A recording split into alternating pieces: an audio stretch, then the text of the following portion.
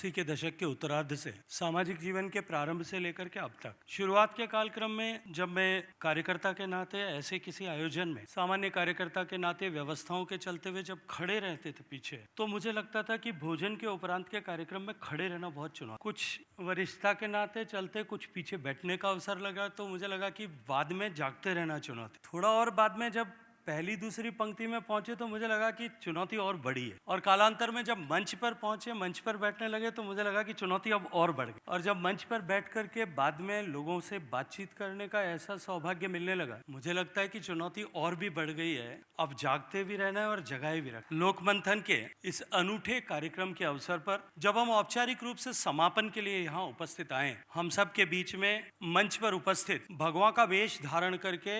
इस समाज को सन्मार्ग पर रखने के लिए या सनातन की इस संस्कृति की ध्वजा को अक्षुण्ण बनाए रखने के लिए, हमेशा ऊपर उठाए रखने के लिए अपना जीवन समर्पित करने वाले अयोध्या के पूज्य स्वामी मिथिलेश नंदन शरण जी, मंच पर उपस्थित परम पूजनीय सरसंघ चालक जी, और ऐसी सुखद युति आज इस कार्यक्रम में है। भारत का इतिहास उठा करके देखें, हजारों वर्षों से भारत के बौद्धिक क्षमता, भारत के ऐश्वर्य, भारत की भारत की विकास, भारत के ज्ञान, भारत के विज्ञान, भारत के सांस्कृतिक उत्कर्ष, भारत की चिकित्सा पद्धतियों का उन्नयन, इन सब के चलते हुए भारत हजारों हजारों सालों से दुनिया के लिए कौतूहल और आकर्षण का केंद्र रहा। और इस कालक्रम में भारत को जानने के लिए, भारत को पहचानने के लिए, भारत के इस उत्कर्ष को देखने के लिए आने वाले लोगों के पदचिन्ह भारत के इतिहास की पुस्तकों में सर्वदूर हमें दिखाई देते हैं। लेकिन निश्चित रूप से इतिहास का अध्ययन करें, हमें बोध आता है कि इस उत्कर्ष की कीमत भी हमें चुकानी पड़ी। एक स्वाभाविक दाह के चलते हुए हमारे ज्ञान और विज्ञान को नष्ट कर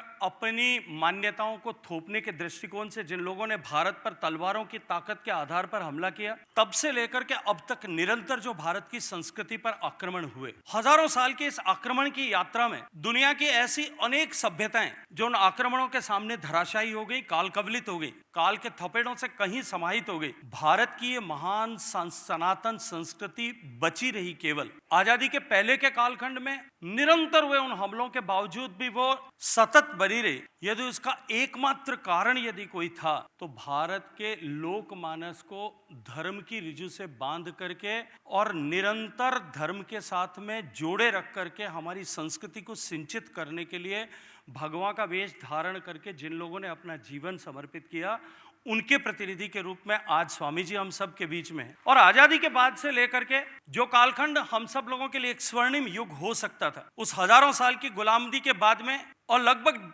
100 साल के वैचारिक प्रदूषण को थोपने के सयाशय किए गए प्रयासों के बाद में जिस तरह की परिस्थितियां उत्पन्न हुई थी, उन परिस्थितियों के बदलाव का जब सौभाग्यपूर्ण अवसर हम सबके पास में था, लेकिन दुर्भाग्य से अंग्रेजियत की मानसिकता से भरे हुए नेतृत्व के कारण से जो पिछले 6-7 दशक की चुनौती थी, उस चुनौतीपूर्ण कालखंड में इस भारत की सनातन संस्कृति को बचाए रखने के लिए जिस संगठन ने पूरी ताकत और ऊर्जा के साथ में भारत के इस संस्कृति को बचाए रखने का काम किया, उसके प्रतिनिधि के रूप में परम पूजनीय सरसंघ चालक जी हम सब के बीच में उपस्थित हैं। मैं ये मानता हूं कि लोक मंथन के इस कार्यक्रम के समापन के अवसर में ये जो युति है, ये युति अपने आप में ये समापन का नहीं, एक संकल्प के साथ में एक नए प्रयाण का संकेत। मंच पर उपस्थित हम सब की अग्रज, हम सब की बड़ी बहन, भारत सरकार की वित्त मंत्री आदरणीय निर्मला जी,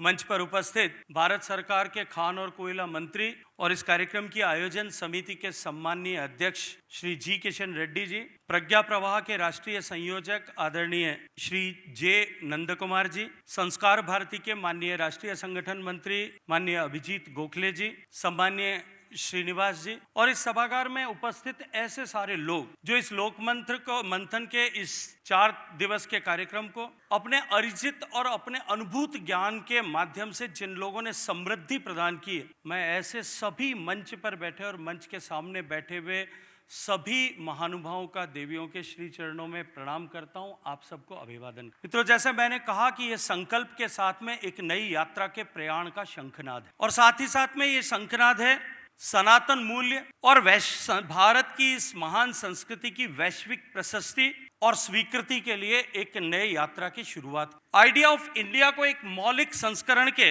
रूप में जिसकी ऊर्जा और प्रेरणा दोनों 100% भारतीय होने के साथ साथ में लोक कल्याण के भाव को लेकर के विश्व कल्याण तक के उस मार्ग को तय करने की दिशा में जाता है। आज ऐसे सौभाग्यपूर्ण अवसर पर मुझे आप सब लोगों के बीच में आने का अवसर मिला है। मैं श्रद्धेय नंद कुमार जी को और इस अनूठे कार्यक्रम को आयोजित करने, जो सम्माननीय प्रधानमंत्री हमेशा जब कहा करते हैं कि कितनी भी बड़ी चुनौती क्यों न हो, उस चुनौती को यदि हराने का संकल्प समाज अपने कंधों पर ले ले, उसे पराजित करने का बीड़ा यदि समाज स्वयं उठा ले, तो वो चुनौती बहुत सहजता के साथ में पराजित की जा सकती है। उस चुनौती को आज जो हम सब के सामने है, इस लोक मंथन के कार्यक्रम के माध्यम से और 2 साल में आयोजित होने वाले इस कार्यक्रम के बीच में लगातार निरंतर सक्रियता के साथ में जिस तरह से भारत की संस्कृति के विभिन्न मानबिंदुओं को विश्व के पटल पर एक ऐसे महत्वपूर्ण समय में जब उसकी स्वीकार्यता सहज रूप में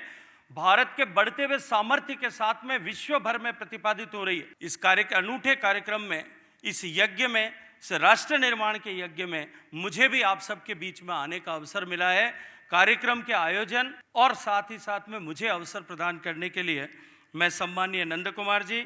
प्रज्ञा प्रभा और लोक मंथन के इस आयोजन से जुड़े हुए सभी लोगों का हृदयपूर्वक अभिनंदन करता हूं। आप सबका बहुत सारा साधुवाद ज्ञापित करना चाहता हूं। मित्रों, ये सहज संयोग नहीं, ये ईश्वर प्रदत्त शायद कोई ऐसी रचना है कि जब 1925 में राष्ट्रीय स्वयंसेवक संघ की स्थापना हुई और परम पूजनीय डॉक्टर साहब ने संघ की स्थापना के समय में ये कहा कि जातीयता, सांप्रदायिकता और बाहरी संस्कृति के सह आशय बनाए गए प्रभावों के चलते हुए भारत को सामाजिक और सांस्कृतिक ताने बाने को जिस तरह से तोड़ा गया है, क्षरित किया गया है, कमजोर किया गया है, इसका समाधान केवल संगठित और अनुशासित समाज की ताकत से ही किया जा सकता है। और आज जब एक ऐसे मुकाम पर आकर के भारत खड़ा हुआ है 100 साल की यात्रा के बाद में कि सहज रूप से भारत के सामर्थ्य की गूंज पूरे विश्व भर में सुनाई दे रही है, एक बार फिर भारत की इस सांस्कृतिक शक्ति का कल्चरल प्रोवेस के माध्यम से हम सामर्थ्य के साथ साथ में गुरुत्व को भी पूरे विश्व भर में स्थापित करें। भारत के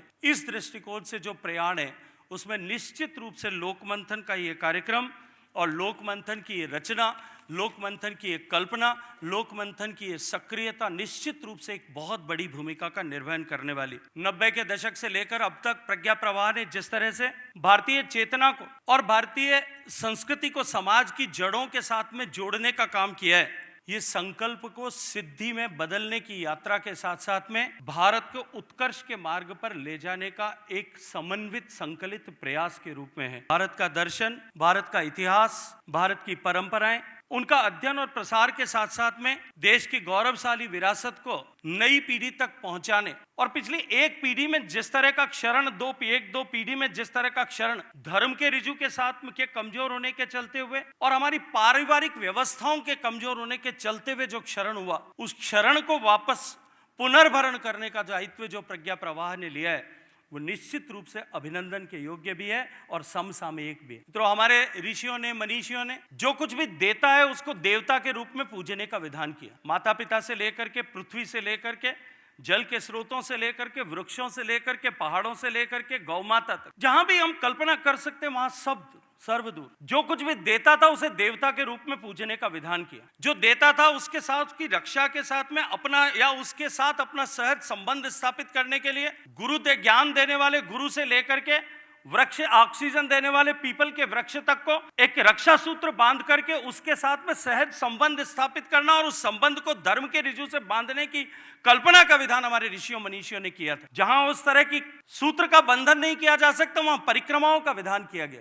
लेकिन कालांतर में धीरे धीरे जिस तरह से हमारी धार्मिक मान्यताओं से हम परे होते गए, उसके चलते हुए ये जो व्यवस्थाएं क्षीण हुई, हमारे पारिवारिक भाव के चलते हुए, पारिवारिक व्यवस्थाओं के चलते हुए जिस तरह से सांस्कृतिक मूल्यों का सहज रूप से हस्तांतरण पीढ़ी दर पीढ़ी होता था, परिवारों के क्रम के टूटने के चलते हुए, और मुझे अत्यंत प्रसन्नता हुई जब आदरणीय नंद कुमार जी ने यह विषय रखा कि किस तरह से कुटुंब प्रबोधन के कार्यक्रम के अनुरूप जिस तरह से यहाँ ऐसे परिवार जो संयुक्त परिवार के रूप में एकाधिक परिवार साथ रह रहे हैं, उनको यहाँ एक साथ लाया गया। निश्चित रूप से ये एक अद्भुत परिकल्पना है और इस समय में सबसे आवश्यक भी है। ऐसे समय में जब परिवार भाव क्षीण हुआ था, पारिवारिक व्यवस्थाएं क्षीण हुई थी, न्यूक्लियर फैमिलीज की तरफ हम गए और उसके चलते हुए पिछली 1 या 2 पीढ़ी में जिस तरह का क्षरण हुआ, उस क्षरण को वापस पुनर्भरण करने के लिए आज इस तरह के सामूहिक यत्न और प्रयत्न नितांत रूप से आवश्यक भी हैं। और आप ऐसे मनीषियों की गरिमामय उपस्थिति,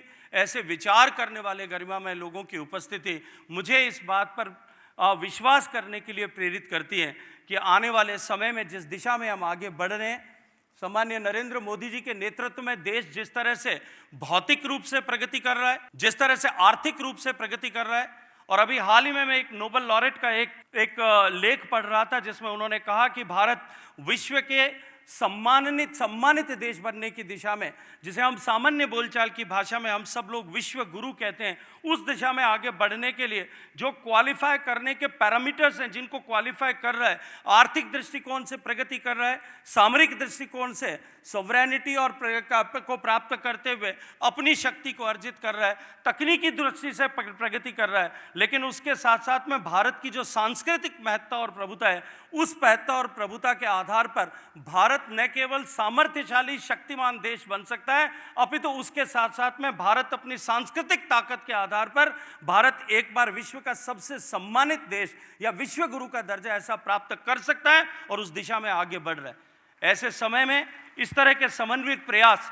और इस तरह की सोच के साथ में, कल्पना के साथ में किया गया काम निश्चित रूप से अभिनंदन के योग्य है। और इस कार्यक्रम के लिए हम सब लोगों ने मिलकर के जो प्रयास किया है, आदरणीय जी किशन रेड्डी जी क्योंकि आयोजन समिति के अध्यक्ष हैं, मैं जे नंद कुमार जी और आदरणीय किशन रेड्डी जी को हृदयपूर्वक धन्यवाद करते हुए ये यात्रा यहाँ से समापन न हो, यहाँ से हम जितनों लोग बैठे हैं, परम पूजनीय सरसंघ चालक जी का उद्बोधन एक पाथेय के रूप में हम लेकर के जाएं और आने वाले समय में अगला 2 साल बाद तक जब लोकमंथन हम आयोजित करें, तब तक हम कुछ सीढ़ियाँ ऊपर चढ़ करके, कुछ पायदान ऊपर चढ़ कर पहुँचा करके, और निश्चित रूप से ये अनवरत चलने वाली साधना है। 5000 साल के इस क्षरण के बाद में जो आज हम जिस मुकाम पर आज आकर के पहुँचे हैं, एक पहाड़ पर उसे उतरना ढलान में बहुत सरल है, लेकिन वापस चढ़ना उतना ही कठिन है। उस कठिनाई, उस सारी चुनौतियों के सामने, जैसा स्वामी जी ने अभी कहा कि उस भेद के रूप में जो चुनौतियां हम सब के सामने आएंगी,